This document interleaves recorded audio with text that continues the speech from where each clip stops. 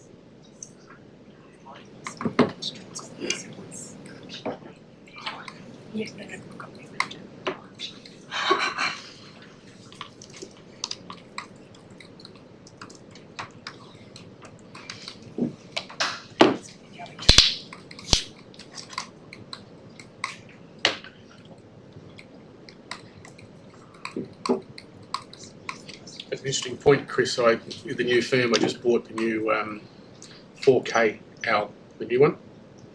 Remember the OWL we used to have here? Oh, an OWL, yes. Yeah. So, but the new one they've got now it's black. It looks really sleek, but it's in 4K and full like Dolby surround sound. It is brilliant. Really good. We use it obviously for Italy.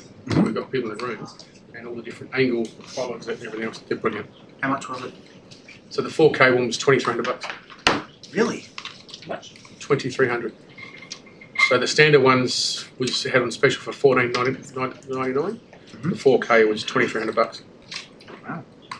And it's unbelievable. I used to love the OWL. It's Sounds great. good.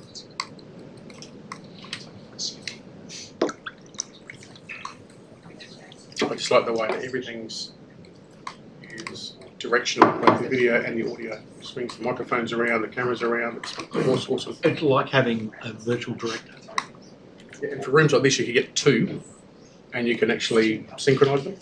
So they'll actually talk together, and okay, I'll follow these 5 people, you follow these 5 people. It's amazing. We wouldn't need 4K. You wouldn't. I just thought for the streaming. So We're about to go from 50 megabits per second to 500.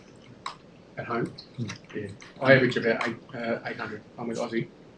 So I get about 800. Internode are just upping us. Yeah. That's right. So we're buying a new modem with a NAS in it. Yep. We went to Google Home, the Google Nest. So that's what Aussie broadband recommend, because we used to be on the 100 up and down with Telstra. That was okay. We just found with the kids with the devices, and we got all smart TVs at home. We went to Aussie and bought the Google Nest, Google Home thing. So we've got all the different speakers in every room and whatnot. And yeah, we're getting 800, 850. We're going to have a look at it all.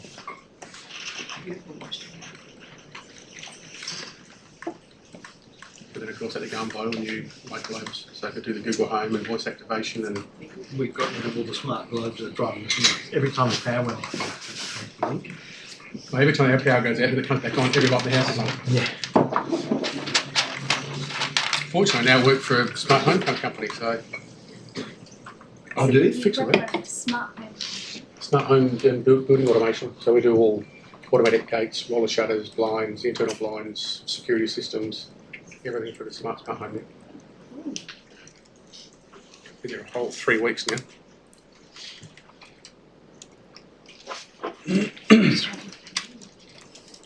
I'm sure you will. I'm still learning about everything we do.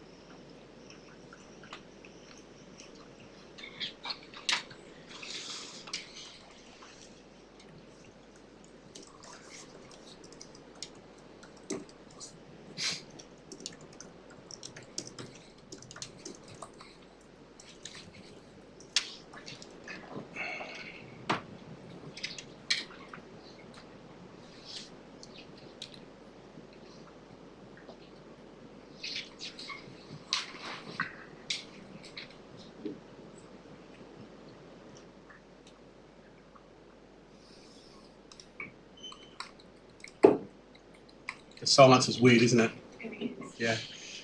I can see Sarah looking around going, this is weird. Live stream. Cameras are rolling. Thought you might have had a joke for us, Chris. No? Not on video. Easy way to get yourself in trouble. I've got a good one.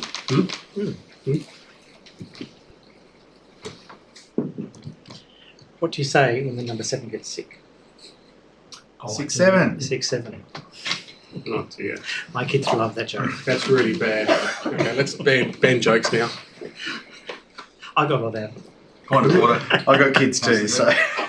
Remember when I first started here, I told Farley a joke. I walked in and she didn't know that I was a bit of a joke. And I said, oh, did you see there was a kidnapping on Prospect Road? She goes, no. I said, it's okay. He woke up.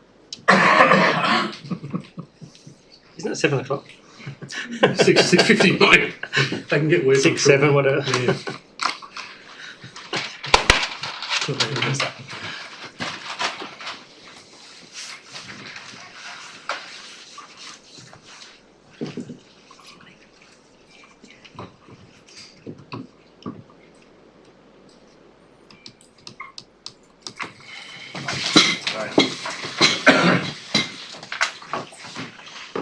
evening, everyone. Welcome to the Ordinary Council meeting being held at Aindi, 7 o'clock, Tuesday, 26th of May. I'd like to begin with the Kaurna acknowledgement. City of Prospect acknowledges that we are on the traditional country of the Kaurna people of the Adelaide Plains region, and we respect elders past and present. We recognise and respect their cultural heritage, beliefs and relationships with the land, and we acknowledge that they are of continuing importance to the Kaurna people living today. Now the Council Pledge. We seek wisdom and understanding as we face the duties of our united task, praying for the peace and prosperity of our city. Thank you.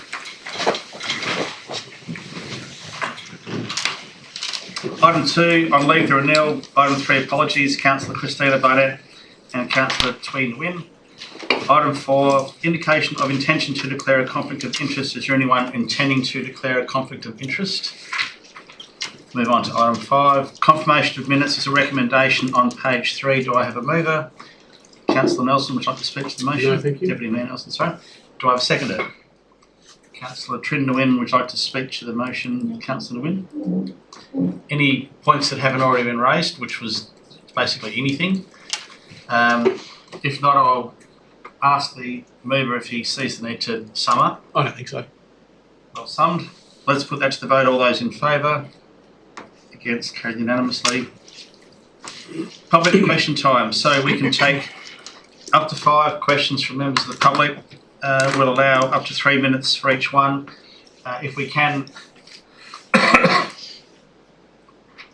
answer your question, we will. If we can't answer your question, we'll take it on notice. So, are there any questions from members of the public? I'd like to approach the bench, please, John. Come up to the table, thanks. So I'll need, when you get here, we'll need your Name and suburb.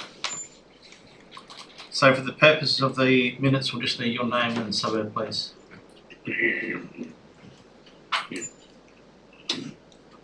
I'm going to win. I'm going to win. Yep, and prospect. Bring the road tree. Yep, all right. So your question is? Woods in Rose Street. And Rose in Rose Street. And roses in Rose Street. Yep, and what's the question? Hmm? Sorry, what's the question? Have roses in Rose Street. Oh, like, okay. Can we plant roses? Can we plant roses in Rose Street? Yeah. So we have a policy that relates to verges, and I might let the CEO who recites this often out loud just to go through the key aspects of that policy, please, CEO.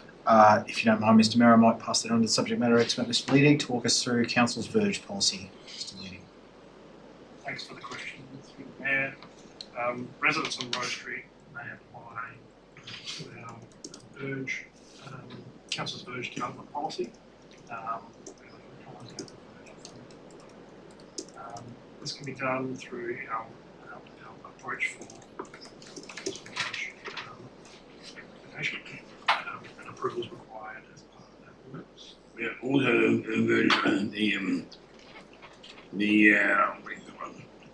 the the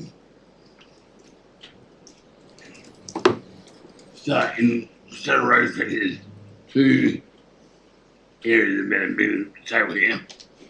And Rose Street here, and Rose there. And it'll be another place down the street is on the roadway and dirt and the grass. There's a bit of roses. That's it. With respect to our verge policy, we can, through the residents wanting to apply to put roses within the verge application, you can discuss that through the application process, and then we'll assess that and determine what is the right approach to take in regards to enabling those works to occur. I have seen examples where a number of residents have jointly submitted. There was one, I think it was Livingston, where 4 or 5 or 6 residents jointly submitted to put grass on their verge, and so they did it collectively so they could get some economies of scale with their purchasing and to make it more efficient from council. So if you thought that a number of residents had the appetite to do that, it might be good to have those conversations and maybe put forward a submission collectively. I saw today across the road a bit. We were sitting away there and young lady and the flowers oh, little flowers lovely here. They get the idea that Rose and Rose Street. So why can't we? Oh, you can, but you just have to go through the verge policy and submit an application and council will assess it. And then if it meets the criteria, then you'll get the approval and you can go ahead and do it.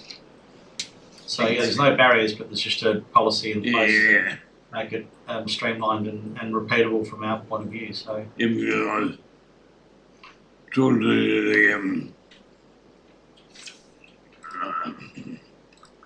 the plant grower, and today saying that roses time to plant roses, see? yep, so you can get that process underway by getting the policy, filling it in, submitting it, and the council will. What's the turnaround time? Sorry, CEO. What would you say the turnaround time would be from submission to approval? I honestly couldn't tell you, Mr. Mayor. Chris, can you give us a sense as to how long an assessment will take? Subject matter.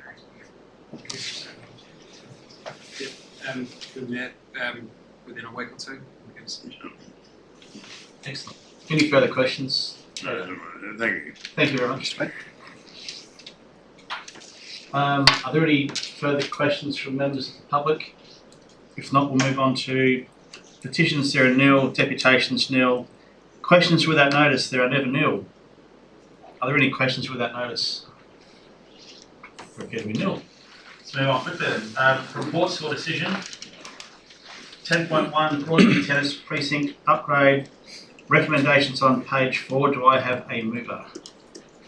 Councillor Stanton would like to speak to the motion. I will.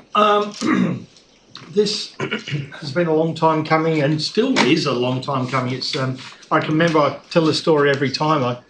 My first term of council in 2014, I remember sitting in a room with Councillor Harris, there would have been Marty, and there would have been someone from Tennis SA, and having a meeting and talking about all this exact same things.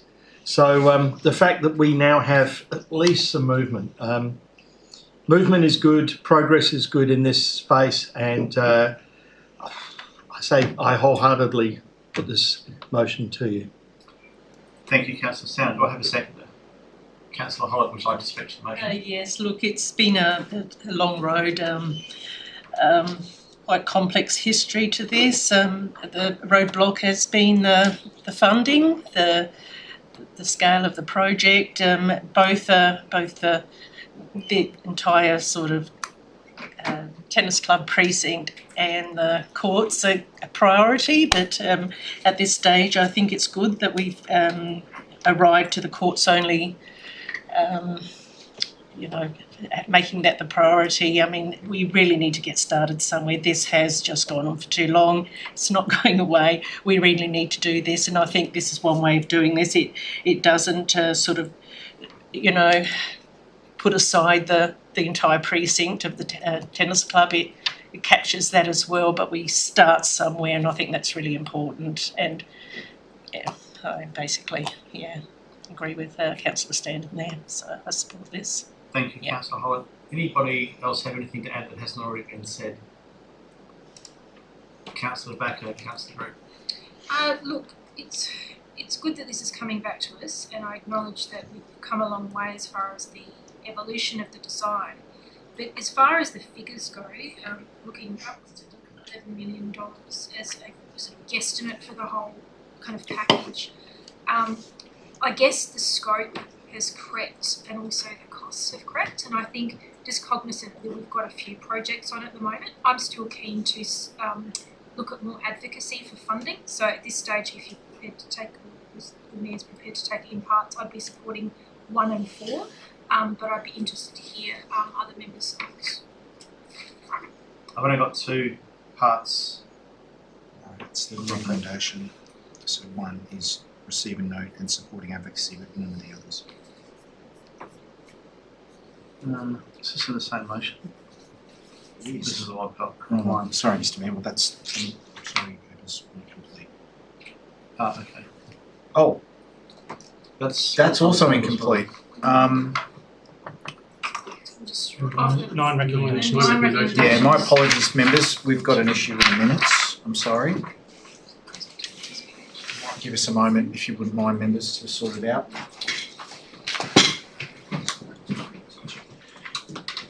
On the next page.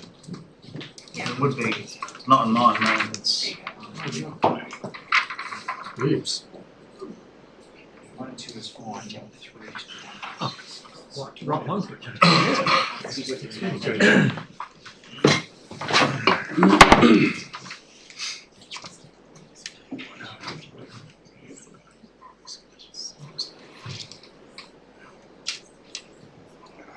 Teams? Or okay. I reckon it's 2.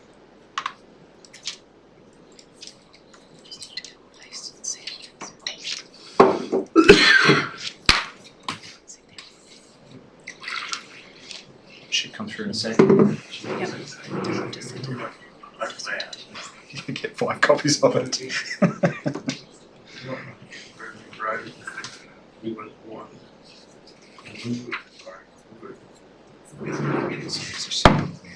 So she's talking about essentially 2, 3, 4, 3, 9 endorse 2.75 calls only. Design is 70% on the building. Consent to order estate 1. so Councillor Backers. She's going to receive a note and supporting advocacy efforts. That's what she's saying. Yes. Is there anything contingent? 1 and 4 I can't see an obstacle to take it. So what about if someone provides their own consent? If it's not 1 and 4, there might be some thorns on it. I have to look pretty carefully to really investigate that. Just going to take a quick sec to read through because there could be some contingent recommendations here which would preclude. I'm generally happy to take things in parts if we're not going to get ourselves into trouble from that perspective. So An alternative might be a foreshadowed motion that just captures 1 and 4. So if 2's not voted up, then 5 is irrelevant. 6 is irrelevant. 7's irrelevant. 8's irrelevant. 9's irrelevant. Yeah, I agree. 1 will get up. 2 may or may not get up. If it gets up, then the rest will be voted upon. It'll come back to that same situation we had last year. Back and say you can't do it. Because it stands, we can't take it in parts.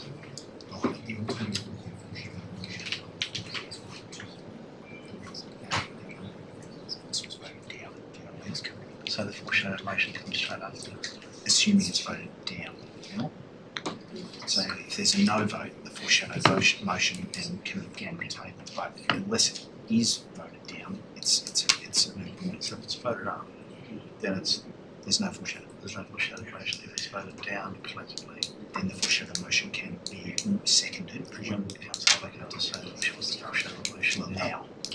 So I've reviewed it, and just to put it simply, if 2 doesn't get up, then the rest of them are irrelevant because they all hinge on 2 being voted in favour of.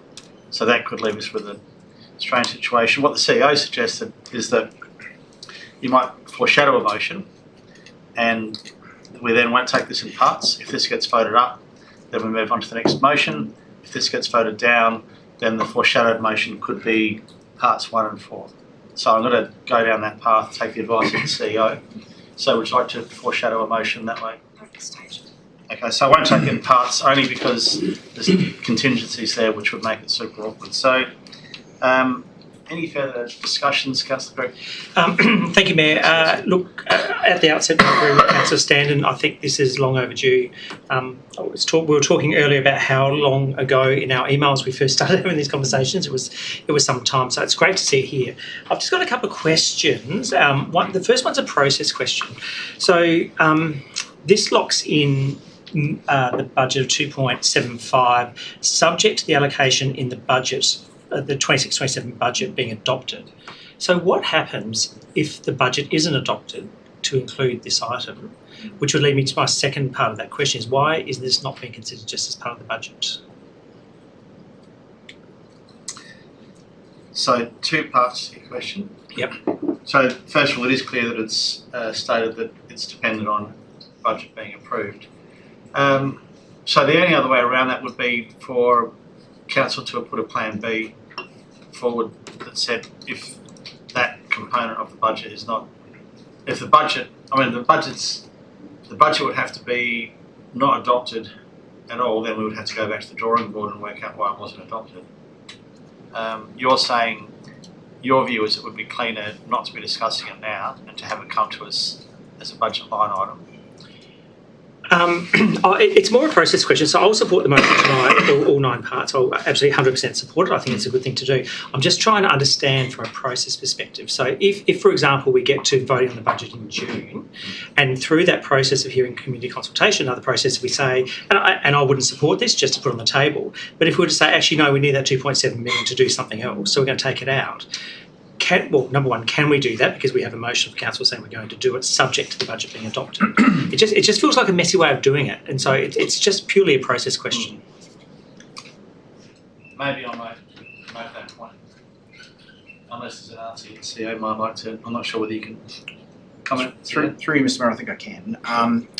Again, to the point where the intent of this motion, the core intent of this motion, members, is to revisit Council's adopted strategic position on the Broadview Tennis Club, which dates back to March or April last year, where this council, as a part of very late advocacy efforts in the federal election campaign, advanced a resolution to support a third funding for the entire Tier 2 light facility, with state and federal each putting in a third. That advocacy was unsuccessful, but remains the resolved strategic position of this council. This would change that, given that 12 months has elapsed since that resolution. Council is now free without a rescission motion to revisit that. In essence, you're doing that tonight by essentially saying, no, we instead are committing now to a courts-only solution with council's own source funding on this pathway. But it is subject, members, to the budget progressing. So in the event council does not, for whatever reason, support a budget allocation when the final budget is adopted, noting that it is currently in the draft budget, which is why council staff feel empowered to bring this report to you so that we're ready to kick things off straight away and we're sort of prepared and ready. Members, it will go into the pause bucket. It is another unfunded capital project that will be sitting there waiting for a bid next year to progress. Yep. So we've got a lot of them in our Forward Capital Works program that aren't necessarily attached to a specific funding provision yet. This would fall back into that bucket and be another item that would hopefully get above the line in next year's capital budget. Yeah. Okay, thank you. That answers my question, and I'm absolutely ready for you to go on July 1 with this. Don't take me the wrong way. This is very exciting. Second question or second comment was just about the tree loss, like just to acknowledge it, but I don't think you can have tennis courts with trees right up to the boundary. I don't think that makes sense, unfortunately. So, I'm never one to support the loss of trees, but I think in this case, it's a necessary thing to do. So, but I think it's just worth acknowledging that. Third comment is it talks about the development of a community hub on the second story to be managed by council. I'm not sure necessarily, and I know it just talks about in principle, doesn't lock it in. I'm not sure necessarily we should be setting up models for that yet, because there's a lot of water to go under the bridge before we get to that point. But it is talking in principle, so I'm comfortable supporting it, but I just don't think we should be making that decision at this point. The last thing I want to mention, and this is probably the most important, is it's going to be great to have new courts, but it's going to be pretty ordinary to have an ATCO hut at the end of it. And I'm really concerned that the cost of what we've been talking about in terms of this facility with everything else that council is trying to do, this will be, I'm not suggesting the bottom or the top, it's going to be on a very long list of capital projects for the next couple of years. So I'm really keen on the development of that business case. So item 9 talks about the business case. I would like to move an amendment to that one to put a time frame into it. But before I suggest any such time frame, I'd be just interested to get a comment from administrator or from the CEO about what that time frame could be, because I could say the next 3 months and you'd probably kick me on the table. I want to put a realistic time frame, but I think by not putting a time frame in it, it runs the risk of losing it in the busyness of the next 12 months. So, the business case would probably be required well ahead of the next round of state and federal funding, which is, I think, well, not necessarily. I did get a phone call from Steve Georgianis today that the Thriving Suburbs grants were announced as being still in the back of the budget. So that's our first port of call. CEO, what do you think about a time frame?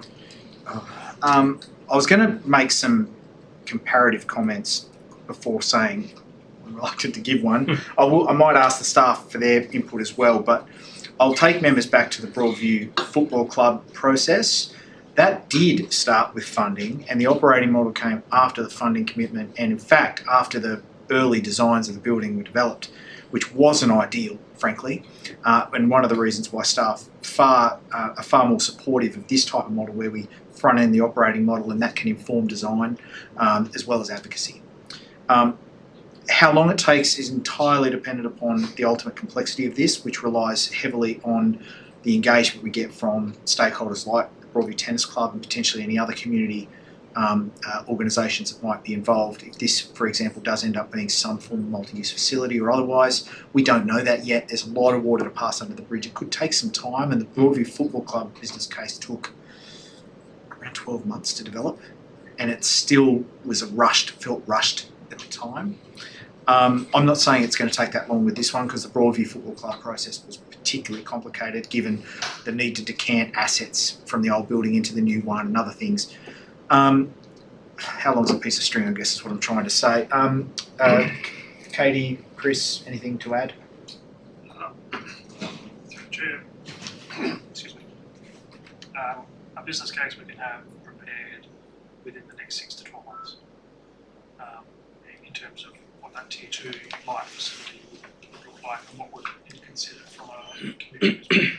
But the operating model, I mean, again, that includes a lease. I mean, that 12 months, 6 months is aggressive, I would suggest. With that, if I'm not, from a CEO's perspective, I think we'll struggle to do that. So I'm happy to test it with people around the table, but if I said by the end of June 27? As an aspiration, we'll do our very, very best.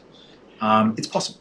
Yeah, it's possible. I just think without a time frame, that's just what I'm a little bit concerned about. It just will get lost in the minutiae of everything else that we're doing. So the sorry, I haven't written this amendment down, but the amendment would simply be at the end of the word facility in number 9, to be considered by council no later than June 2027. Can I ask a quick question? When, if this is approved, the budget, when will the first tennis ball be hit over the new nets? Oh gosh, Chris, it's leading. Thank you for the question through the chair. We are aiming, not yet determined. We would engage a contractor through a procurement process and establish a program through them. Indicative timeframes based on Prospect Tennis Club was started in September and finished in April. We've got a few more courts in this space, so I would say by June 2027. Oh. I must have known. Serendipitous. Juice. Feels like a Gantt chart starting to line up. It does. I think that's a very good opportunity, really, to compare the state of the art with the temporary. I consider that to be a variation, not an amendment, so I'm happy just to Assuming shut hands. Councillor Stanton and Councillor Holloway, okay with that? Yes. Okay, no, I think I'm done. I'm just really excited. Thank you to councillors Stanton and Holloway for moving and seconding it. This is a really exciting project. I'm just pleased to see us doing something after a very long period of time. Deputy Mayor Nelson. Thank you, Mayor. There seems to be broad support, but I'd hate for my hours of hard work of all my notes. Broad support? Broad support. It does seem to be broad support. But Broad use of there was obviously a lot of work on the weekend, so I'd like to read my notes if I may. So, first, I think no one's actually acknowledged the enormous amount of work that's gone into this from both the staff and the Broadview Tennis Club. Obviously, the precinct remains an important long-term investment for community sport, recreation, participation. Importantly, this recommendation allows us to finally begin addressing the asset deterioration, which has been going downhill for a long, long time.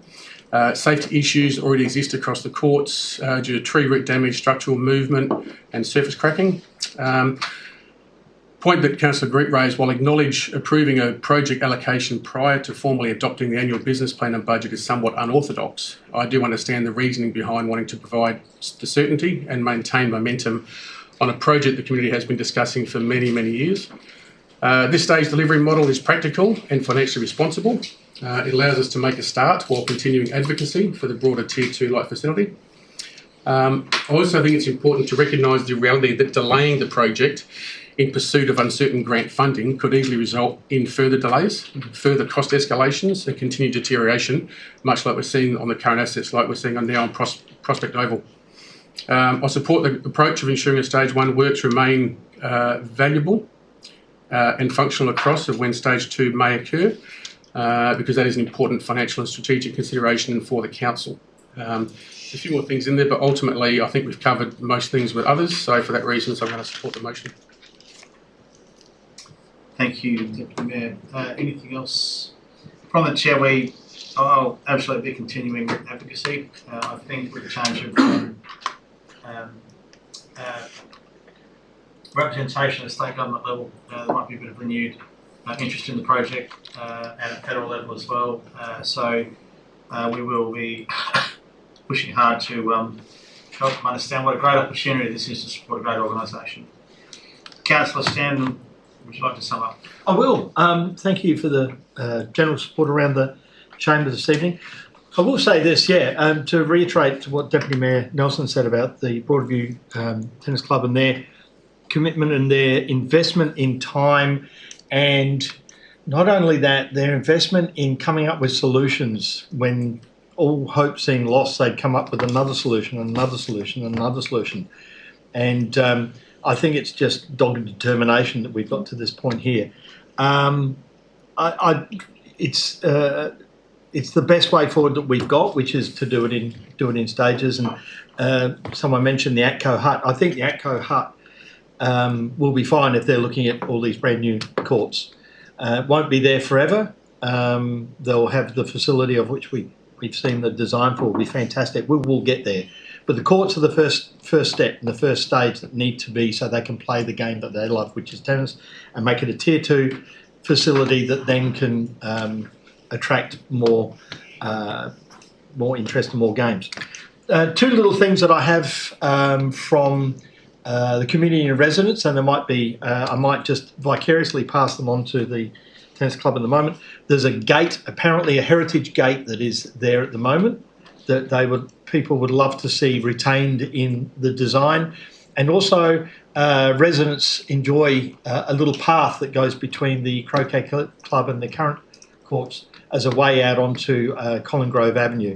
So I don't know whether it's been included in the design. I can't remember. I haven't looked at it recently. But if a little path to get from the Oval through to Colin Grove can be retained and a gate, that would be nice. With regard to the trees, we all lament the loss of trees. The ones that there have provided shade for quite a number of years, and their service is very well remembered. I imagine there'll be other trees that will replace them, and they can then continue to do that service after that. I think people have generally accepted that the trees that there do have to go to provide the facility. It will be sad to see them go, but hopefully they'll be replaced around another part of the facility. I commend it to you, and let's get this moving. Let's put it to the vote. All those in favour? Against? Carried unanimously. Item 10.2, community lease and licence update. Recommendations on page 21. Do I have a mover? Secretary Mayor Nelson would like to speak to the motion. Thank you, Mayor. I shall refer to my notes again. Once again, I want to acknowledge the outstanding work. There's a lot of work, not just for the administration here, but I understand with new leases, a lot of work for the sporting clubs as well. The reporting they've got to do based on new leases and everything else is quite a bit of work for them. And obviously that was made evident in the report that came back to us. One of the things I noticed here is the level of community activation is amazing. More than 3,700 active members and nearly 4,500 total participants engaging across sport, recreation, arts and community activities. I think for a council of our size, that's outstanding. What stands out to me is not just the participation numbers, but the diversity and inclusiveness being achieved across these clubs, with strong growth in female participation, multicultural engagement, accessibility initiatives, and intergenerational involvement. Everything is just growing over the last few years since we instilled these new leases. I was humbled by the Come and Try activations. The partnerships that are facilitated by council clearly have had great success, with many of those sessions reaching capacity. Probably in relation to Broadview Football Club, I do acknowledge the fantastic work they do in the community, particularly around the inclusion programs they've now got, the women's participation and the partnerships. However, I do think the report highlights some legitimate concerns regarding the Costello room. Clearly there's something there that's not quite working. The original intent for this space to operate as a genuinely accessible, community-focused facility outside the core club activities just isn't happening. So I'd support the recommendation to commence lease discussions early, so these matters can be addressed collaboratively with the club moving forward. Ultimately, this report demonstrates the enormous value our sporting and community clubs provide to the City of Prospect, while also reinforcing the importance of strong governance and ensuring community facilities remain genuinely accessible for the broader community. And for those reasons, I support the motion. Thank you, Deputy Mayor. Do I have a seconder? Councillor Holland. I'd like to also acknowledge the hard work that the team's put in. It's quite extensive work to sort of put these sort of leases and licences together. And look, they serve as a valuable tool to ensure we retain that strong governance oversight that we need, and it allows us good community access arrangements, improved activation outcomes, and overall I think these clubs, it shows a support between the clubs and council. We're able to sort of work together, and it's important for us to have that community value there, but the people that run these clubs, I think most of us are well aware of just how much they put into it. So they see the value and they just put their hearts into these clubs, and I'd just like to, thank them also because, look, my family has previously been involved in clubs, and I know the hours they put in. It's for some club members or presidents, secretaries, it's almost a full-time job, and so I think this sort of thing just sort of meshes the two together, and communication is better. We're aware of just where they stand and how they're progressing, and we're able to assist better. I think it's just overall it's a great thing that we've put together, and thank you to the team. Thank you, Councillor Holland. Any further discussion? Any points that haven't been raised? Councillor Greg, Councillor Beck. Just very briefly, just to reiterate the point around the come and try sessions. I thought that was a great initiative. So well done to all the clubs for that.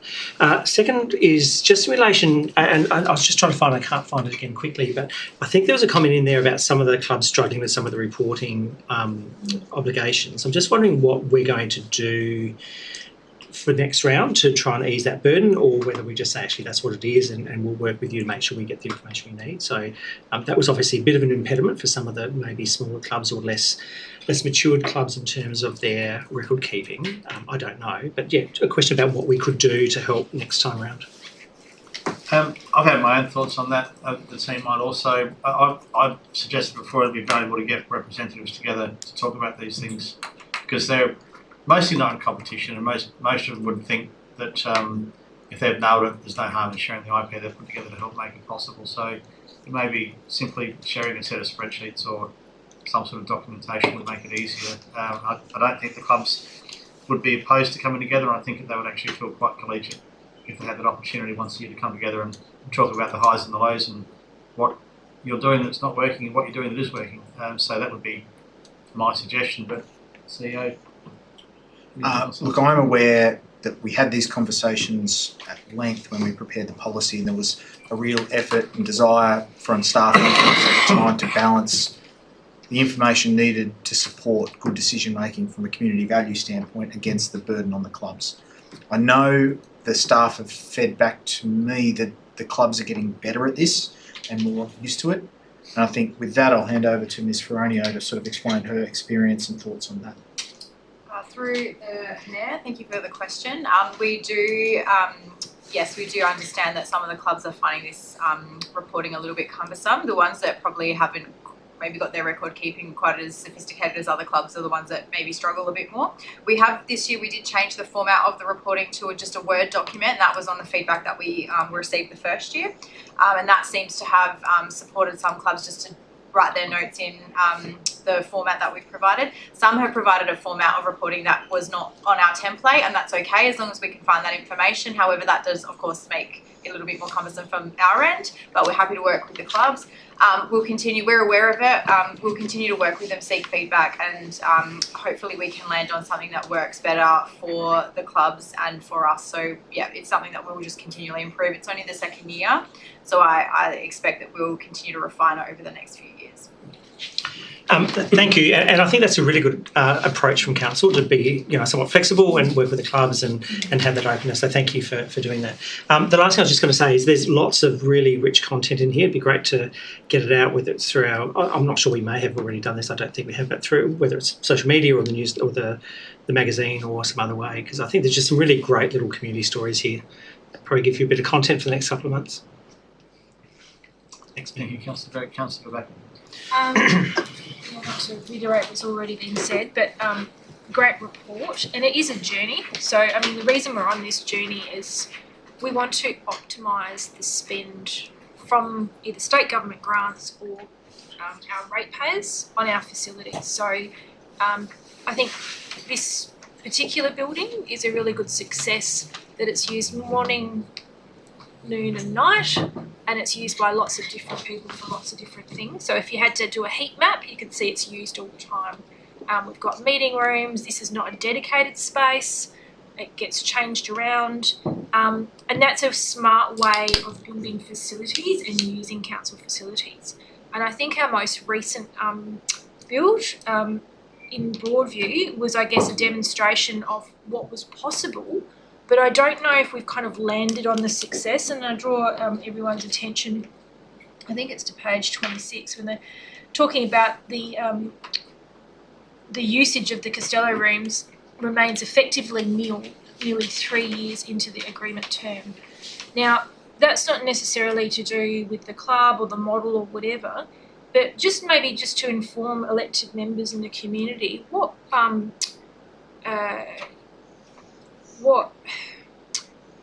effective levers does the administration have to affect that? Because I guess, is there anything we could have done sort of a year and a half ago to demonstrate success with this particular building to get it? Yeah. So through you, Mr. Mayor, members have been along on the journey with this one. You directed us to put on Space to Go, we did. We have quarterly meetings with the club, talk about usage. KPIs reported to the audit committee. This report is a public demonstration of success or otherwise in that regard. And obviously the lease itself has levers in it which, push come to shove, council may need to pull. That is not the desire of this administration, certainly, and I'm quite confident this council, in supporting the club and its lease, would like to see the club be successful, but also to see an appropriate level of community use. I know there are conversations ongoing between senior representatives of the club. I know the mayor's having a discussion, you can speak to that. I've had discussions, Ms Feronio and her predecessors had discussions. The team have regular discussions with club members. We've had frustrations, but we understand the fact that they, I think, broadly have good intentions. It's a question of aligning their intentions and the actions of the club itself and its membership with the expectations of the community through council. I understand that club representatives are going to give their usual annual report to the Audit Risk Committee in July, is that right, Ms Feronio? So that'll be another opportunity to discuss these issues, and a lease renegotiation is, I think, expected to be triggered by, is it this resolution? Or so this resolution anticipates the commencement of discussions on the Broadview lease, which will enable those issues to be more adequately aired and addressed going forward. No, look, I appreciate that, and I was actually one of the instigators of having the East Side activation, because I acknowledge that I think if we're going to build facilities that are multi-use, it does have to be facilitated, and I think certainly I'll be looking for any facilities to actually have a whole of life costs and running costs, because I wouldn't like to be here, the next council, in the same position in 3 years' time, that we haven't actually gotten sort of the funding. And I think it's really important as well when we're going for new grants that we have to demonstrate success in the grants that we've already received. Because I guess, you know, if we're getting grants from the state, you know, we want to see how it's being used as a multi-use facility. So I'm really encouraged by the direction, and it is a journey, and I think certainly we're heading in the right direction. So thank you. Rather than Chair, as the CEO alluded to, I've had a couple of conversations with the president, more of a past president of a sporting club, with the president there, and one of the issues I raised is that we don't know the good side of the story. We don't know what they're doing, and I think we need to assess the success of the investment which went into that location holistically, not just on how many times the room was hired. So numbers of players, diversity of players, number of volunteers, community members involved who aren't players. There's a whole lot of things that are metrics that are measures of success. I think that the best result is some version of what we've currently got. I don't know what it is at the moment, but I'm going to, you know, obviously I'm not making any decisions because I can't, but I will sit down and speak with the president and talk about, you know, ideas and perspectives and those types of things like that. The team internally is very capable of dealing with the mechanisms of how this needs to be dealt with formally from a lease point of view. But I'm sure that we can come to terms fairly quickly with resetting the situation, and then every indication I've had from the discussions I've had with the club over the last week have been that they are willing to roll their sleeves up and get on with this and turn it into something that we're all happy with. So that gives me confidence. I understand there's a process that we need to go through as well, so I'm not going to get away in the way of that. Any further discussions? Otherwise, I'll go back to Deputy Mayor Nelson to sum up. Thank you, Mayor. Yeah, look, some of those comments actually reminded me that 3.5 years ago, I remember, I'm sure I was a prickle on the side of the CEO, and we were pushing these leases and licensing so hard because a lot of us were concerned that a lot of these places, a lot of these community assets didn't have leases since about 2012. So the fact that we've gone through now and have leases and licenses on all of our major facilities, our sporting groups, and I think that these reports are amazing because now they report back to us on the community use, the come and tries, the diversity and everything else. And it's just great to see this now all come to light and shows what good governance and good management has. And as long as we're supporting these groups, then our investments are sound. So that's it. Thank you, Deputy Mayor Nelson. Let's put that to the vote. All those in favour? Against? Carried. Item Item 10.3, the Big One Asset Management Plans, Building and Transport recommendations on page 34. Do I have a move? Start again. Deputy Mayor Nelson, please say something. Sure. Thank you, mate. Great report. And again, like always, I've always got these big long notes here, but I don't see the point.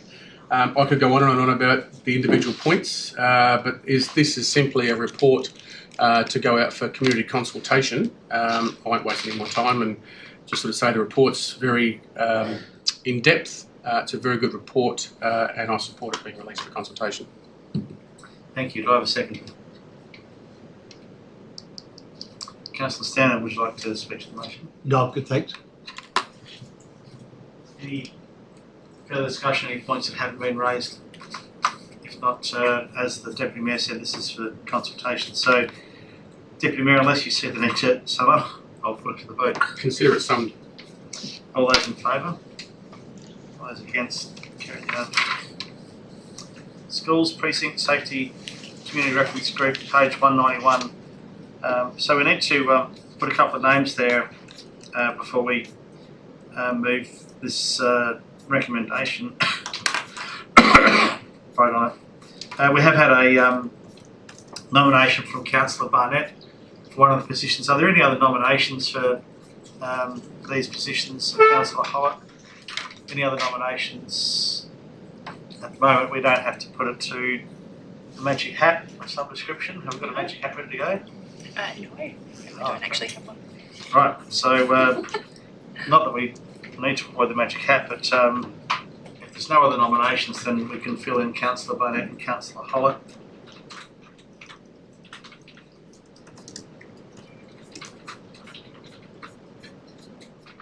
Okay, do I have a mover for this motion?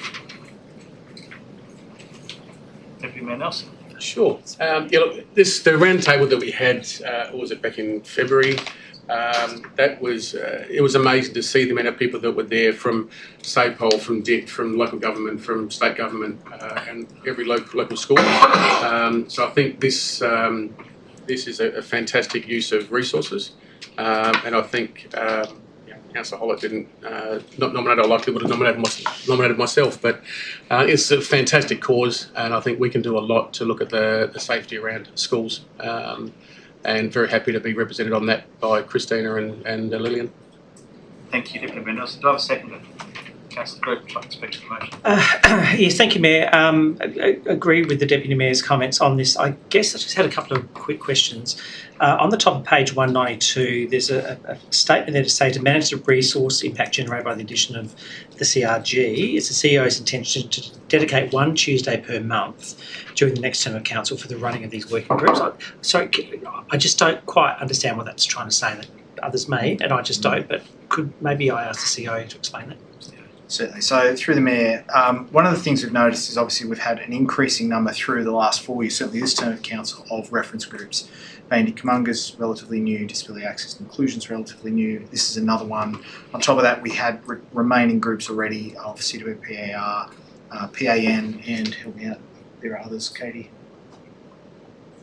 There are a lot of reference groups. Right, yeah. Point being, we're reaching a point now where we're effectively almost reaching a point where at least once a month, if we schedule one of these every month, we could get through the whole lot on Tuesdays every month. So right now we have 3 Tuesdays a month, sometimes 4, but let's call it 3 in most months that aren't taken up by a council meeting, that are routinely exercised through a workshop.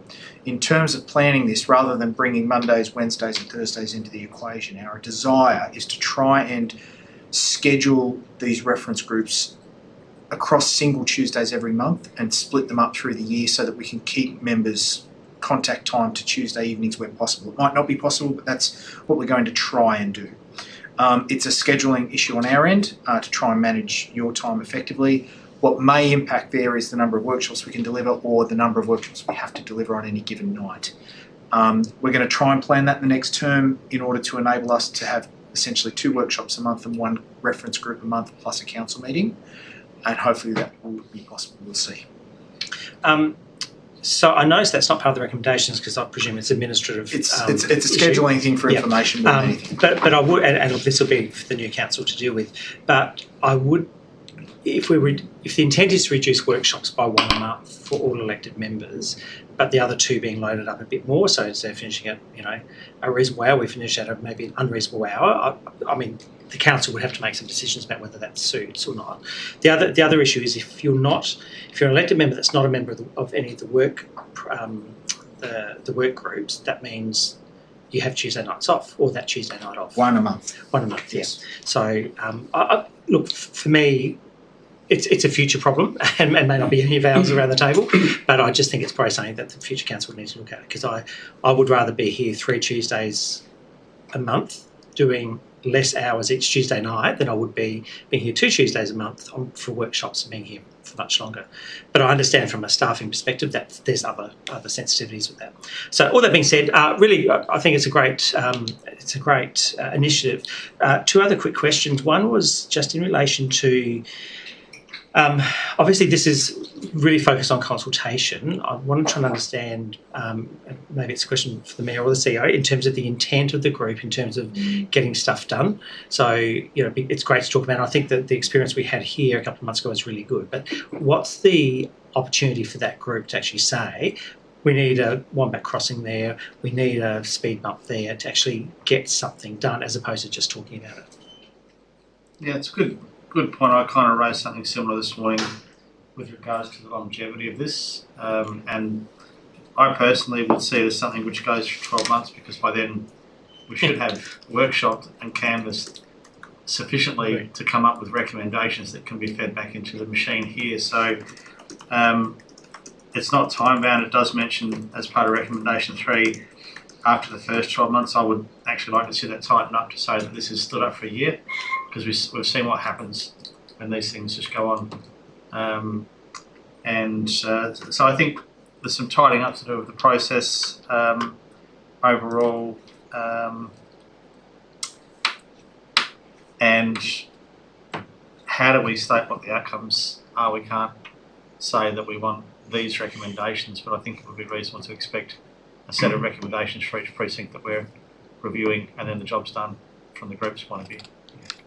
Look, I think that's a really good point, because you're right. You could talk about this for 4 years and do nothing, correct, and just probably longer, and just regurgitate the same things. Yeah. But really, if I was a member of this group from a community perspective, I'd want to be able to see that what I'm doing and what I'm contributing makes a real difference to my school community. So, that'll be an issue for the reference group as they start, and the 2 elected member representatives as well. But apart from that, look, great initiative. I certainly support it.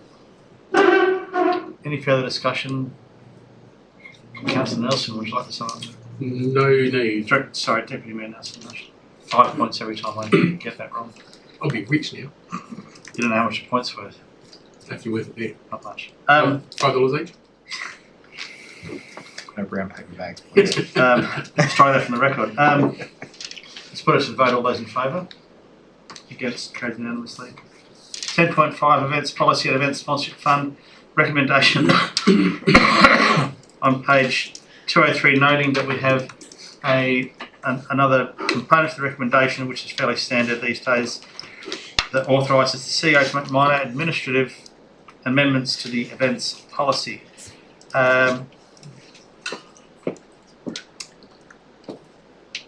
I have a mover for the motion? Deputy Mayor Nelson. Yes, firstly, like most of these motions, I want to acknowledge the intent behind both policies. It's clearly to encourage community connection, activation and participation while still ensuring events are safe and well managed. I know this has sort of come from a big mixture of major events versus street parties, a lot of things, so I can certainly see the intent behind it. I think both policies contain a lot of strengths, however they approach the issue from very different perspectives. The newer events policy provides a very strong governance, compliance and risk management framework, while the existing community street event policy is more approachable and community friendly for ordinary residents wanting to hold a local street party. After reviewing both of these, in my view, there's an opportunity to combine the strength of both approaches into a simpler approach. I think that we need to make it a more user-friendly framework. I think if somebody's reading the new events policy, it can be almost too cumbersome.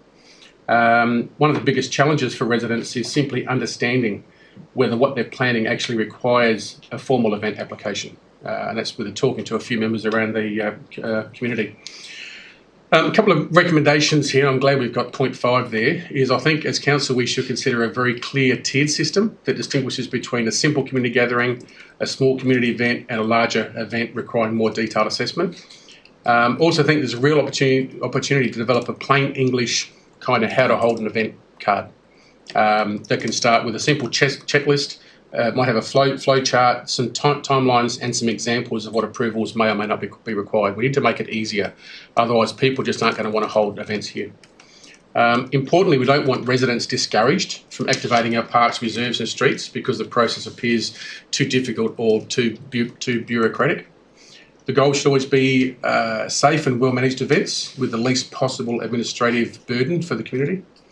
I also think the tone of the policy is important.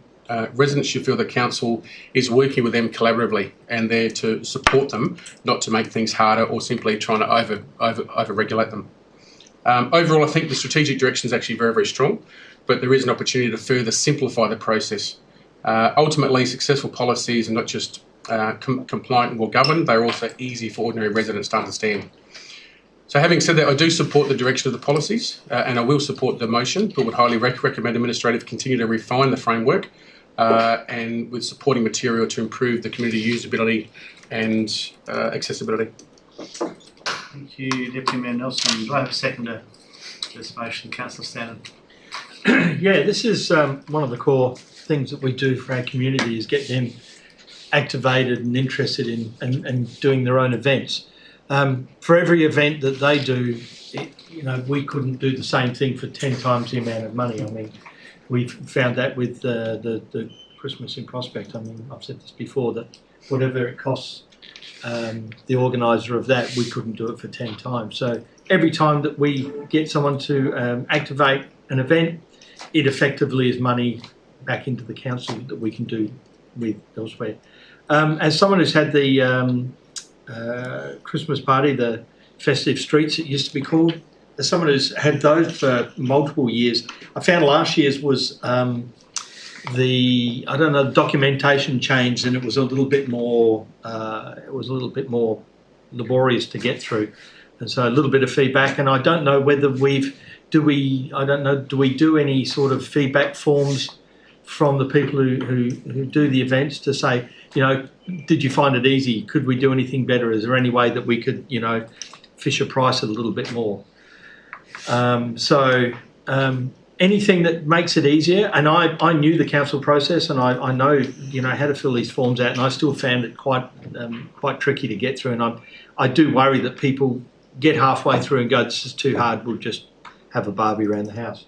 So put this towards you as something that just activates. The more we activate our community, the better it is. Thank you, Councillor. Councillor Baker. Just a couple of questions. Was there any thought to putting this out for community consultation?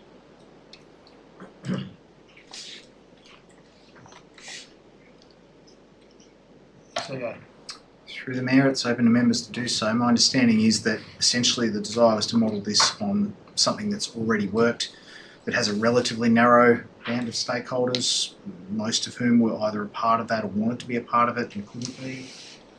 Members, it's up to you. It's your group. No, is the answer. No. Okay, just another question. Was this road tested with our existing event organisers, the actual policy, to say, give a bit of feedback? Our internal folks. Well, for example, we've had people who regularly would use this policy. I'm just wondering if it's been kind of user tested at all. I'm going to say the answer is no, but I also think that it's relatively simple to be my view. We can be prescriptive about this. It's the clarity and the simplicity of knowing what to do and what you can't do, which is the roadblock from my point of view. Can I say something first, Mr. Mayor? I think it's important to note this comes off the back of two policies that we're discontinuing as a result of experience. So I think at least empirical experience is captured within the drafting of the document. Ms. Feronio, maybe you could add something in that regard. Through the chair, given it is a policy that replaces an old policy and draws that down to a guideline, I guess the intent was to try and collect the various bits of information that exist around for community when they're holding an event and putting it into a policy, recognising that there wasn't an overarching policy or document to guide. That was the intent. So no, to answer your question, we haven't road tested it, so to speak, other than obviously workshopped it quite a bit internally with key people that oversee various parts of that policy. But it is good feedback. If council were minded to ask, like for us to go and do that, we can definitely go back and do some further work on it. Absolutely. Can I add one more thing before? My understanding is there's some degree of time sensitivity to this based upon the desire, I think, at least from an administrative standpoint, based upon a budget that's soon to be adopted, to have a framework to distribute that budget in time for major key events at the end of the year. If we delay this too long, those processes which have previously, if I can say, had to become less than fabulous in terms of the process, including urgent motions and the like to council, ideally we'd like a more defined process captured in a policy that will walk us forward. If members are minded to want to review, road test, consider, consult, an alternative approach might be to adopt this and as a trial or something like that to enable us to I think, get stuff done from the adoption of the new budget. Okay, I'll speak to the motion now. So look, I totally support the direction, but I think that the Deputy Mayor, Councillor Standen, have made some very good points. Because I guess just one of the things in the first reading going through, events on private land talks about council may be required, they may need to apply, if there's traffic generation and things like that. But then when you go to say I've just been on the Barossa website, they talk about development approvals, local nuisance exemptions to do with the Act, traffic related requirements to do with the Local Government Act, signage on council land section 221 permit, and food handling. So it takes in, especially with private events, we've got to be really careful of overreach and when we can and can't do things. I think a really good example is abandoned cars. So quite often we get contacted. If it's registered, there's nothing we can do about it. So I just want to make sure that the policy is effective. So I guess that's my hesitation. So I'll certainly, again, might not be taken in parts, I'd support part one, but I think if the outcome of this policy is to have the tools to manage a particular situation, I just want to ensure that we're actually going by the acts and what we can enforce, because otherwise we build up expectation perhaps within the community that we can take action on something where we might not be able to. So I guess if the internal staff is confident that the policy will do that, I'm prepared to endorse it. Thank you, Councillor Becker. Any further discussion? Councillor Nelson, Deputy Mayor Nelson. No, I think there's a lot been said. I think there's obviously support around the table for the new policies. I just think there's a lot of work that still needs to be done. So whether they're minor administrative adjustments, we want to be stretching that word minor a little bit with some of these. And I have made some extensive notes regarding both, so I'd be happy to share those if the administration would like to receive them, just with some guidelines there for some of the things I mentioned, like the flow charts and checklists and everything else that can be added to make it easier. So I'd be very happy to share those with the administration if they'd like to see them. So right now, I think it's a good start. I think the direction's there, much like we've all said, the direction's there. We just haven't quite hit the sweet point yet, but I think we need to start somewhere. Thank you, Deputy Mayor Nelson. Let's put that to the vote. All those in favour? Against? Carried unanimously. Item 10.6, appointment to East Waste Audit and Risk Committee. Recommendation page 231. Do I have a mover? Deputy Mayor Nelson. Happy to support. Do I have a seconder? Councillor Green. I would concur with the Deputy Mayor. But I said so much. I concur. Unless there's any further discussion, and we may not see the need to sum up, we'll put that to the vote. All those in favour? Against? Carried unanimously. Thank you. Item 11.11, reports for information. So information reports can be resolved en bloc. Only those items reserved by members will be debated. So would anyone like to pull out 11.1?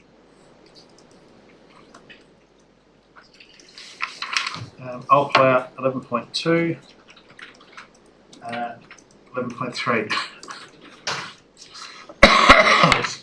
11.4. I'll pull it out just for one clarification. So we'll resolve nothing en bloc. Let's go back to 11.1.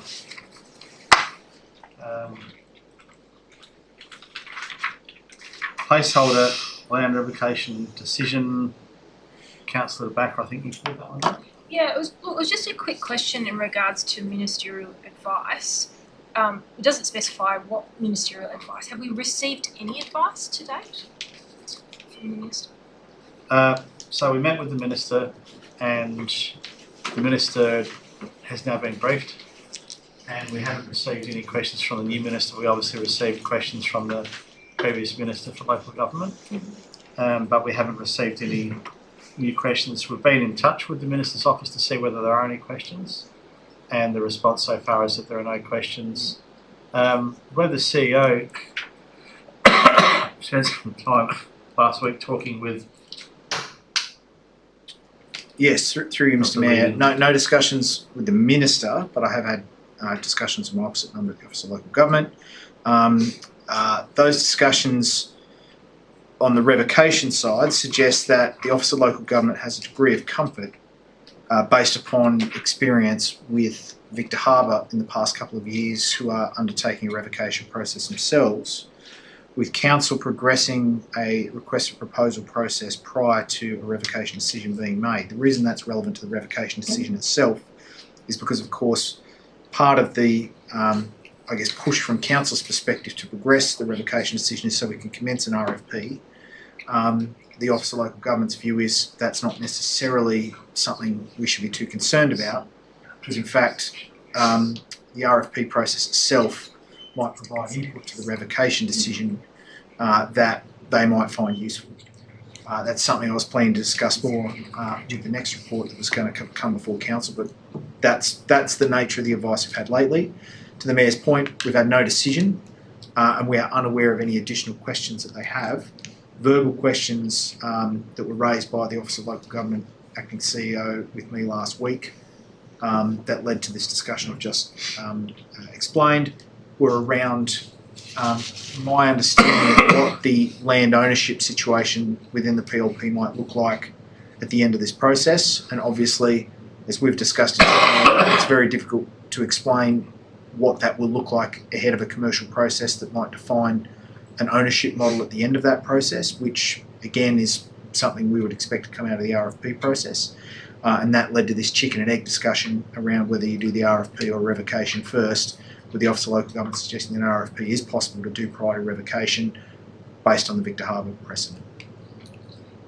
Just because this is a public discussion, is there anything in writing that we can table to that effect? However, based upon that discussion, which has not been confirmed in writing, we have gone off and secured some legal advice, which you'll be briefed on later, subject to the Mayor's and the Council's desire to move in confidence. Just one more question. In pulling out a item, is that the same as moving it, or is it different? Because I'm not moving it. No, you don't need to move it. Any further questions, Councillor Backer? All right, so I'm seeking a mover for item 11.1. Deputy Mayor Nelson would like to speak to the motion. No, that's fine. I have a seconder. Councillor Stannon would like to speak to the motion. I think Deputy Mayor Nelson said it all. Any further discussion? Councillor Nelson, I am assuming you don't see the need to sum up, so we'll put this to the vote. All those in favour? Against? Motion carried. Item 11.2, I'll reserve this item in order to look to change the order of business to consider this item in the confidential component of this meeting in order to receive legal advice. So I'm looking for a show of hands to agree to changing the order of business. Can I just ask a brief question, Mayor? Sorry. Yep. So this item has been placed on the public agenda. I accept the legal advice is considered in private. Is debate on this item going to be in public or in private? My understanding is that we're going into confidence for the legal advice and the debate. I'm sure the answer is going to be yes, but just for the public record, is that permissible under our rules? I'm looking to my left and my right. Yes, no, through the Mayor, yes it is. It's legal professional privilege. You're receiving legal advice from council's appointed legal representatives. The legal advice goes to the legality of future process that council may elect to progress. Members will get further advice have actually received a report including confidential legal advice as part of a special meeting agenda that was circulated this afternoon. I understand and appreciate members might not have had a chance to read that yet. The majority of that debate will take place in open council, but in order to present you the legal advice, which provides the basis for that special meeting, members, it is my advice as your CEO that this is legally professionally privileged under section 84 of the Act. Well, it's 90, 93H. Thank you, Mel. And as a result, it's free for members to resolve by resolution to move into confidence. Sorry, can I just clarify the question? I have no issues with legal advice being in confidence. I think that's proper. I'm talking about debating of a paper that has been published publicly, of which the recommendation is just to consider the report which has been published. So I don't understand how that becomes in confidence. So through the Mayor, members, you can move any item into confidence, even if it's on the public agenda. If members decide it should be considered in confidence and there is a legal reason under the Act to do so, you can resolve that way, whether it is or isn't published as a public report. Just the same way as if a report is published in confidence and you want to open it up and bring it out to the open, you can do that too. Those meeting rules exist for you to make those decisions and in fact require you to make those decisions. This particular report, given that notice of the RFP commencement was placed on the agenda, it is legal to do that because you have effectively got notice of the fact that this item could have been considered tonight. So yes, you can do that. If you couldn't, you could still do it with an urgent declaration from the Mayor, but because the item was included on the agenda, the Mayor does not need to do that. Okay. Councillor Beck. Before we go into confidence, can I ask when Sorry, we're going to go into confidence after? Yeah. Not now. That's why I'm asking a question now. Yeah. So just in regards, I was just wondering when will the ratepayers of the City of Prospect be able to see the prudential review on the PLP project? So through the Mayor, the prudential review is currently programmed to come back to Council prior to the final decision or is aligned with the final decision on the RFP approval. Mr Pearce, can you speak to that? Through the Mayor, the prudential review will come following with the end of the RFP procurement process because importantly the prudential review comments on financials that arise out of the negotiated position with the preferred party. Now, I will say the timing of that may be slightly affected by the decision Council make on Thursday because my understanding is that the prudential review, and maybe members won't want to seek advice on this shortly, but my understanding is that the prudential review is a document that Council need to consider as part of the final binding decision that breaches that $4 million threshold. Now, again, the advice that's coming, and this is now a public report so I can speak to it, the advice is that members don't necessarily need to wait for a revocation decision from the Office of Local Government prior to commencing a request for proposal process. Rather, to the City of Victor Harbor precedent, the Office of Local Government has been willing in that case to enable a request for proposal process to progress and indeed to be resolved, but without the execution of a binding contract or indeed a heads of agreement that is subject to the revocation decision being made and endorsed by Council prior to becoming a binding decision. That would suggest that the prudential review could also await that step, but ideally once you have a position that is clear enough in terms of a heads of agreement, then the prudential review clearly should at that point be able to be completed. Mr Pearce? Through the Chair, just clarifying, looking at the roadmap, we've got a prudential review presentation to council the week prior to the decision. So you do get time to review the prudential review before you make decisions, not on the same night. I should also say that there's an early process-driven prudential review workshop scheduled in June at the moment, It's an initial one. as part of the long-term financial plan discussions with council ahead of the budget. So there'll be plenty of time to talk about prudential reviews ahead of the final decision. Councillor Vaca. Just one more, just in regards, and I'm just looking at the Act. So this is the Local Government Act in regard, page 7, I think it is. It's just talking about where we must. Yes, there is 1, 2, and 3 under subsection 1, I think it is. But there's also an option that says where the council considered that it is necessary or appropriate. And that could be at the RFP commencement or it could be at the revocation decision. So we're talking about the final decision. That's the administration's take on what the final decision is. It may be prudent from a risk assessment that prudential review comes to us now, before these decisions are made. That's up to the council. I'm just clarifying if that's the case. I mean, I'm not an expert in the Act at all, Councillor Vaca, but I can't see how we could make any sense of a prudential review without having the subject matter that we're going to base the prudential review on. So I can't see why you would have a prudential review before you had all the information at your disposal to make the decision. So that's my personal view. That's not an Act-driven view, but from a business point of view, I couldn't. If someone came to me with a business case for a proposal for a project which wasn't designed out properly, then I would say, I don't know, what am I going to do with this? So we're looking for a show of hands, simple majority that we're changing the order of business. All those in favour? Sorry, just for clarity, this is just changing the order of business. This is not going into confidentiality. Changing the order of business, that this be discussed in confidence when we're in the confidential component of the meeting, which will be later on. Not too much later on, I hope. Never say never. Oh. I'll do it again. Show of hands. We have enough. So we are changing the order of business. Item 11.3, Wilcox Avenue parking update. I forget who would do that. Deputy Mayor Nelson. Thank you. Just a question. Following this release of this report, I actually had a look at it and read the report, which was actually really good. The community feedback was great. I think we had nearly 50% of the residents on Wilcox actually respond to the feedback, which was excellent. But I did get a couple of calls when they released the report. So I'm interested to understand that the direction at the moment is that we're going to put no stopping signs on the southern side of Wilcox, yet the majority, which was admittedly was only 15 to 12, but the majority wanted no stopping on the northern side, which is already in place for events. So I'm just curious as to why the majority of residents wanted no stopping on the northern side.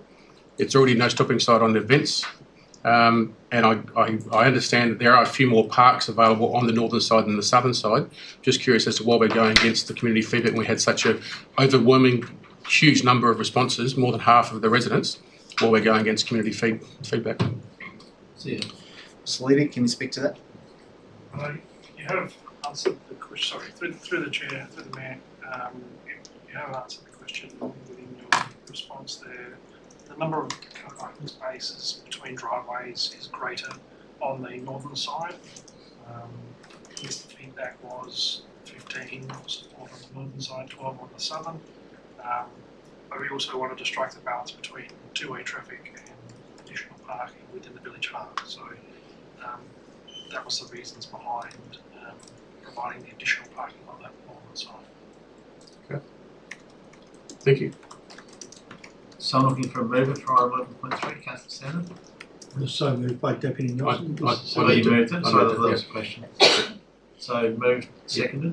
Seconded.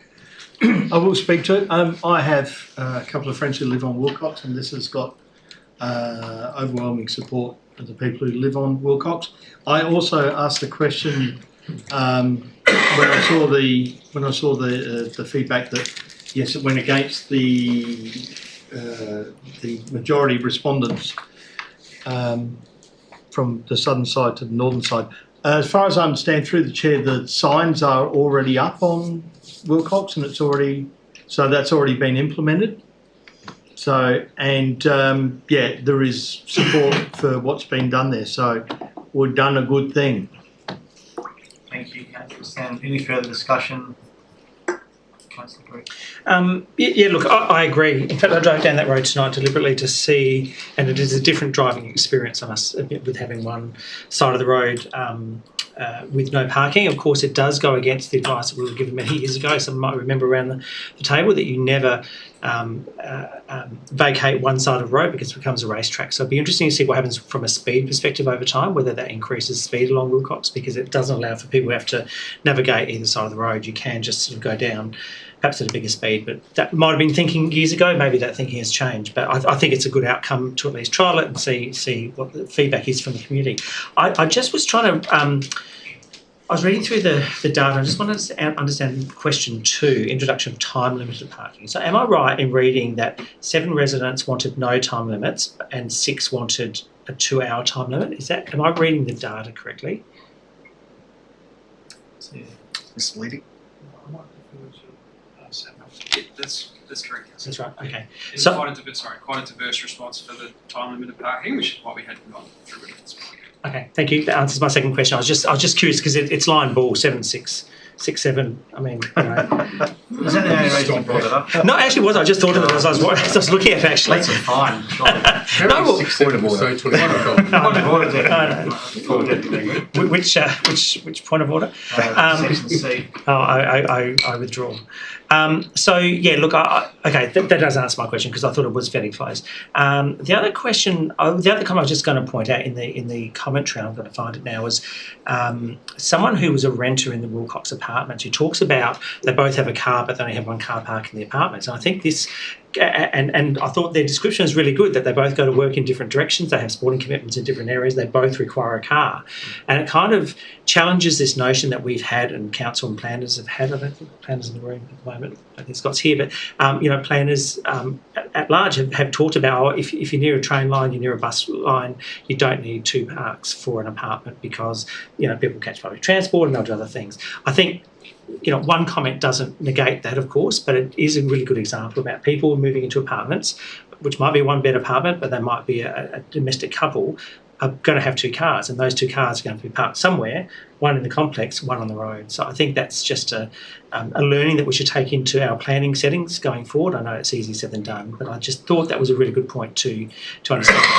But thank you. I know this has been going for some time. It's taken us a while to get to this point, and hopefully the residents will be happy with it. It sounds like we've got a few people with friends in the street, so we'll certainly hear that in due course.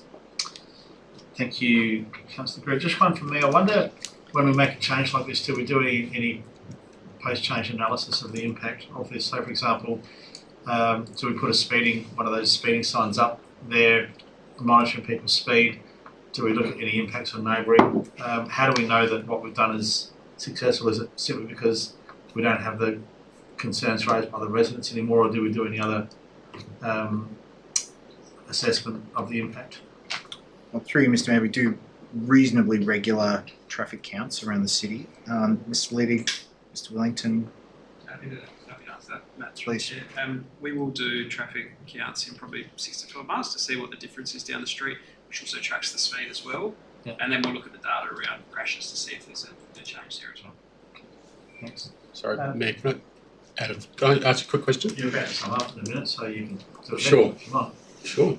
Oh, would you like to sum up, Councillor? I would, actually, yes. You may lead in with a question if you have one in mind. Well, maybe not a question, maybe a comment. I think it would be good, perhaps, obviously, we went out and letterboxed these residents to get their feedback. Maybe in 60 days it would be good to letterbox them again, just as a little letter to say, how did we do? Yeah. Are you happy with the results? And to get that feedback. We know if we don't get any feedback, obviously they're happy. If we do get lots, it could be 50-50. So I think that would be a good idea to maybe letterbox them in 60 days' time, just to get some feedback. 60 or 70 days time. Well, to say the optimum 60, time 70, for a post-survey is 67 days. 67 yeah, days, there you go. Proven. So can we note that down to do it in 67 days, please? No. But I think it's a rational point. Yep. Is that the extent of your story? That's my sum up, yes. Thank you for that. Thank you. Excellent. Let's put that to the vote. All those in favour? It's a good suggestion, Councillor. In case you thought I was being Facetious? facetious, which Yeah. is not my style. I would have called it flippant. Flippant? Yeah, it wasn't facetious. It's flippant. Flippant. Yeah, definitely flippant.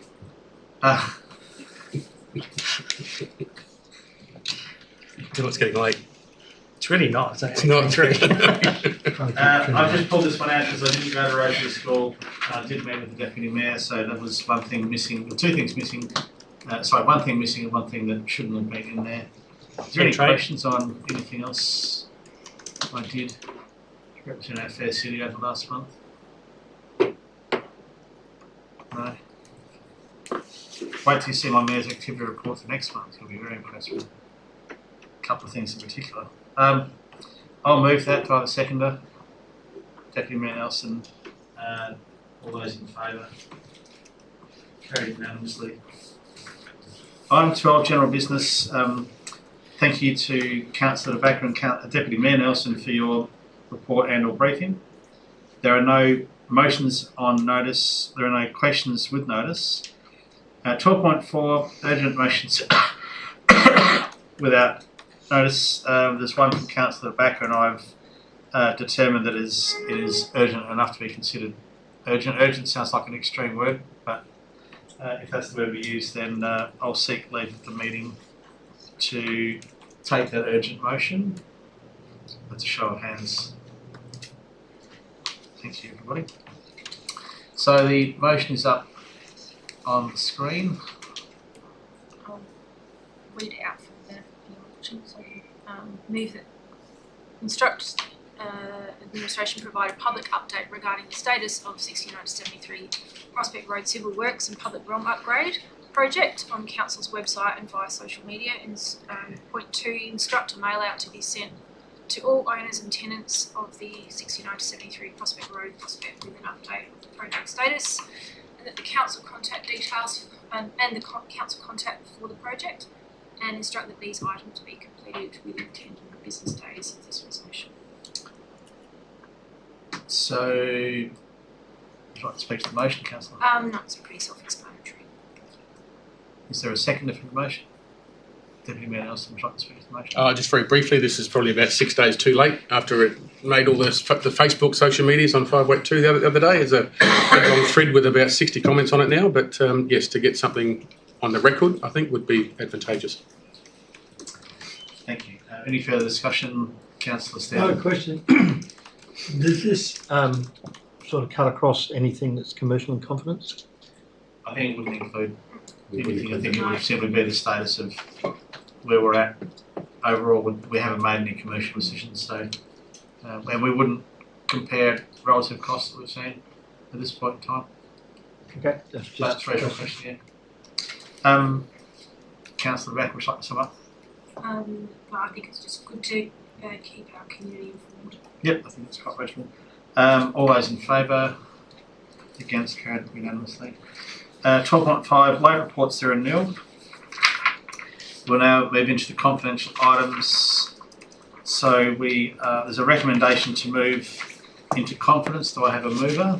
Councillor Stan, and seconder. Deputy Mayor Nelson. This is for the first one. Yep. All those in favour? Sorry, just for clarity, you said the first one. This is. We're going to move into confidence, and we'll do.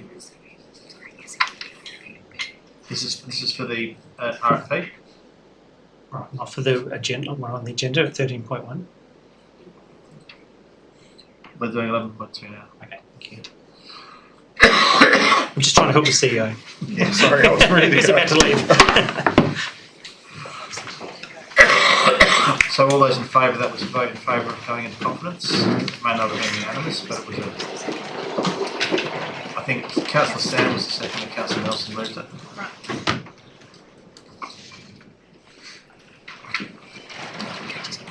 Yeah, So I'm just going to turn it to shut off live streaming. sorry, man, we voted on that. We've got to vote before we go to confidence. We just voted. No, we haven't. You called against, and we haven't called a division. No, I called in for. You haven't called who is against. Against. Division. Sorry, motion carried and then division. So if you voted in favour of going into conference, please stand. We're still live.